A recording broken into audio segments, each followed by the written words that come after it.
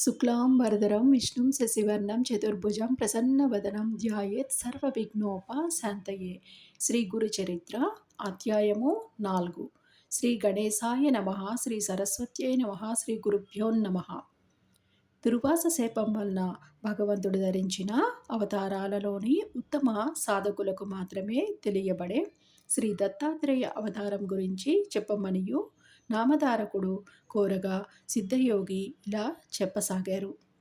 పూర్వము ఒక కల్పాంత ప్రళయం తరువాత నారాయణుని నాభికమలం నుంచి బ్రహ్మ ఉద్భవించి సనకాది యోగులను మరీచి మొదలైన సప్త ప్రజాపతులను తన మానసపుత్రులుగాను అవతరింపజేశాడు. తరువాత శతరూప మనువులను సృష్టించాడు. వారి కుమార్తె దేవహుతి కర్దముని భార్య అయ్యింది. ఆమెకు కలిగిన కుమార్తెలలోని అనసూయాదేవి అత్రి మహర్షికి భార్యయై మహాపతివ్రతగా ప్రసిద్ధికెక్కింది. ఆమె పాతివ్రత్య ప్రభావానికి వెరచి కొండలు శిలలతోని కూడి ఎంతో కఠినమైన భూమి ఆమె పాదాల క్రింద మృదుత్వాన్ని వహించింది. సర్వాన్ని తపింపచేసే సూర్యుడు, అన్నింటినీ దహింపచేసే అగ్ని కూడా ఆమెకు చల్లదనం ఇవ్వసాగారు. వాయువు ఆమె చెంత తన ప్రచండ వేగం మాని మందంగా మలయమారుతంగా వీచేవాడు. దేవతలందరూ తమ వలన ఆమెకు కష్టం కలిగినా లేక ఏ అల్పుడైనా ఆమె అనుగ్రహం పొందినా అతడు తమను కూడా జయింపగలడనియు భయపడుతుండేవారు. ఒకసారి త్రిలోక సంచారి అయిన నారద మహర్షి బ్రహ్మ విష్ణువు మహేశ్వరుల నివాసానికి వెళ్ళి అక్కడ అనసూయాదేవి పాతివ్రత్యాన్ని ఎంతగానో ప్రశంసించాడు. అత్రి మహర్షి ఆదేశం మేరకు ఆమె వలె అతిథి అభ్యాగతులను ఆదరించే సాధ్వి మరొకరు లేరు అని అన్నాడు. అప్పుడు త్రిమూర్తుల భార్యలు కూడా దేవతల అందరి వలనే భయపడి అసూయ చెంది ఆమె పాతివ్రత్య మహిమను తగ్గించమనియు తమ భర్తలను నిర్బంధించారు. అప్పుడు త్రిమూర్తులు అతిథి వేషాలలోని అత్రి మహాముని ఆశ్రమానికి చేరుకున్నారు.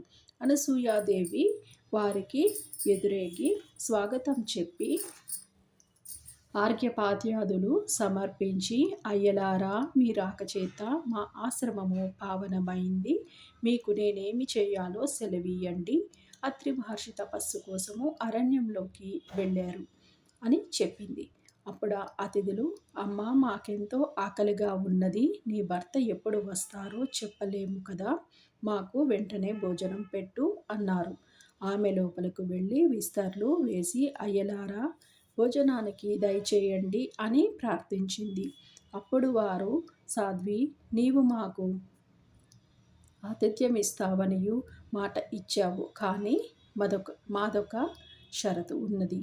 నీవు కట్టుకున్న గుడ్డలు విడిచి నగ్నంగా వడ్డిస్తేనే మేం భోంచేస్తాము, లేకుంటే ఇలా ఆకలితోనే వెళ్ళిపోతాము అన్నారు. వారు ఆకలితోని వెళ్ళిపోతే ఆమె అత్రి మహర్షి ఆదేశాన్ని మీరినట్లవుతుంది. అంతేగాక ఆకలితో తిరిగిపోయిన అతిథి గృహస్థుల పుణ్యాన్ని, తపస్సును తీసుకుపోతాడనియు శాస్త్రము. కానీ పరపురుషుల ఎదుటకు నగ్నంగా వస్తే పాతివ్రత్యం భంగమవుతుంది. పరస్పర విరుద్ధమైన ధర్మాల మధ్య తనను చిక్కించుకోజూచిన అతిథులు సామాన్యులు కారనియు ఆమె వెంటనే గ్రహించింది. వారి విచిత్రమైన షరతుకు ఆమె తనలో తానే నవ్వుకున్నది. తపోమూర్తి అయిన అత్రి మహర్షి సంసర్గం వలన పవిత్రురాలునైన నాకు కామభయం లేదు. ఆకలిగొని అన్నమడిగిన మీరు ధర్మం ప్రకారము నా బిడ్డలే గాని పరపురుషులు కారు అనుకొని ఆ సాధ్వి, అయ్యలారా, అలానే చేస్తాను, భోజనానికి లేవండి అని చెప్పి ఆశ్రమం లోపలకు వెళ్ళి అత్రి మహర్షి పాదుకలతోని, స్వామి, నేను మీ ఆజ్ఞ మేరకు వారు నా బిడ్డలన్న భావంతోని భోజనం వడ్డిస్తాను అని చెప్పుకొన్నది. ఆమె యొక్క పాతివ్రత్య మహిమాన్వితమైన సంకల్పం వలన ఆమె భోజనం వడ్డించడానికి నగ్నంగా వెళ్ళేసరికి ఆ ముగ్గురు పసిపిల్లలయ్యారు. ఆమె భావాన్ననుసరించి ఆమెకు బాలింతరాలికి వలె స్తన్యమొచ్చింది.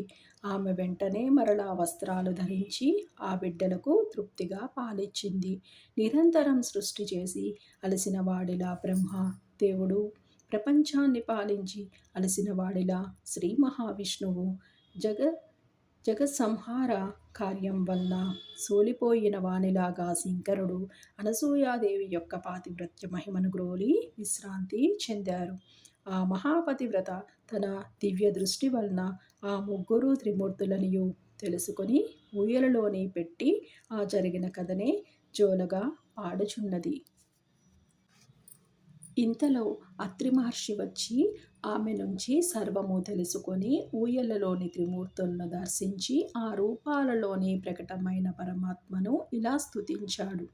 ఓ మహావిష్ణు, నీవు సృష్టి స్థితి లయకారకుడవు, జగత్సాక్షివి, విస్మయుడువు, విశ్వాధారుడవు.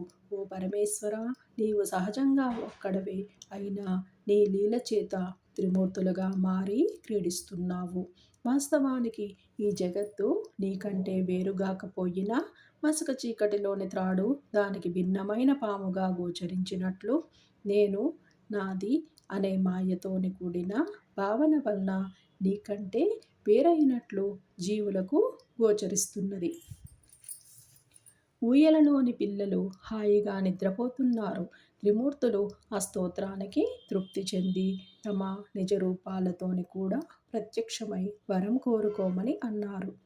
అప్పుడు ఆయన సాభిప్రాయంగా భార్య వైపు చూస్తూ, సాధ్వి, మీరు మనస్సు చేత కూడా పొందడానికి వీలు కాని వారు అయినా నీ భక్తి వలన ఇలా వచ్చారు. నీ అభీష్టమేమిటో నివేదించుకో అన్నాడు. అనసూయాదేవి, స్వామి, ఈ సృష్టి యొక్క వికాసం కోసమే మీరు భగవంతుని చేత సృష్టించబడ్డారు కదా, కనుక ఈ మూడు మూర్తులుగా ప్రత్యక్షమైన వీరిని పుత్రులుగా పొంది మీ అవతార కార్యము నెరవేర్చుకోవడమే నా అభీష్టము అన్నది. అత్రి మహర్షి సంతోషించి, మీరు మాకు పుత్రులుగా పుట్టి మమ్ముద్ధరించండి అని కోరాడు. అప్పుడు వారు, మహర్షి, మమ్ము నీకు సంపూర్ణంగా దత్తం చేసుకున్నాము అన్నారు. ఆ పతివ్రత ప్రభావం చేత త్రిమూర్తులు అత్రి కోరిన వరమును అనుగ్రహించి తమ లోకాలకు వెళ్ళి వారి భార్యలను కలుసుకున్నారు. తరువాత అత్రి అనసూయలకు ముగ్గురు పుత్రులు కలిగారు. సద్గురువైన అత్రి మహర్షికి ఆత్మసమర్పణ చేసుకుని సేవించిన ఫలితంగా తనకు వ్రతభంగం చేసి శపించడానికి వచ్చిన త్రిమూర్తులను బిడ్డలుగా పొందింది అనసూయాదేవి.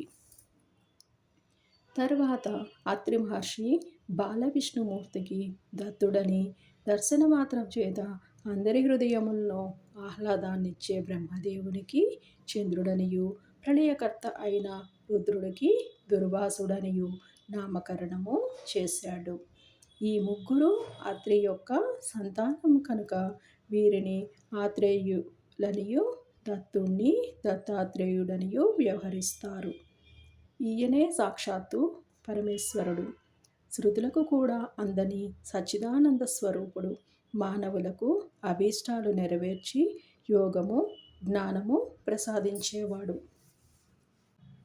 స్మరించిన తక్షణంలోనే అనుగ్రహిస్తూ సర్వత్రా సంచరిస్తూ ఉంటాడు. దుర్వాసుడు మిక్కిలి కోపస్వభావం కలవాడైనా ఆయన కోపం కూడా లోకానికి కళ్యాణమే చేకూర్చింది. చంద్రుడు సర్వజీవులను పోషిస్తూ ఉంటాడు. తర్వాత బ్రహ్మ అంటే చంద్రుడు, శివుడు, దుర్వాసుడు తమ దివ్యాంశలను దత్తాత్రేయ అందించి తల్లి అనుమతితో తపస్సుకు వెళ్ళిపోయారు.